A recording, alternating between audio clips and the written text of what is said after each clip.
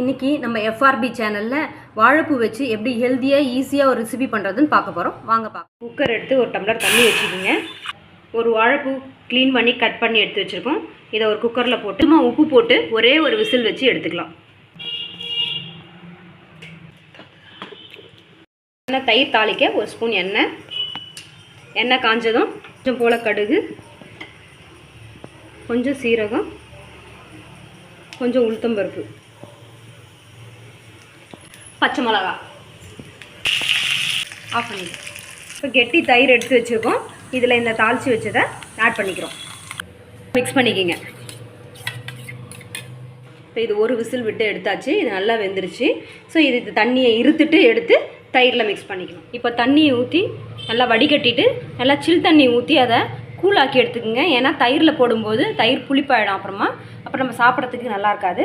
Fresh தயிரில் தாளித்து இதையும் ஆட் பண்ணிக்கலாம். இதை நல்லா இப்போ மிக்ஸ் பண்ணிட்டீங்கன்னா உங்களுக்கு வாழைப்பூ பச்சடி ரெடி. இது சுகர் பேஷண்ட்ஸ்க்குலாம் ரொம்ப நல்லது, உடம்புக்கு ரொம்ப சுவையாகவும் இருக்கும். சாப்பிட சப்பாத்தியோட தோசையோட எதோட வேணாலும் வச்சு சாப்பிட்லாம்.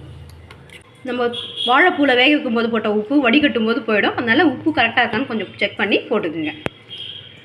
நம்ம ஹெல்த்தியான வாழைப்பூ பச்சடி ரெடி. சப்பாத்தியோட சாப்பிட ரொம்ப நல்லாயிருக்கும்.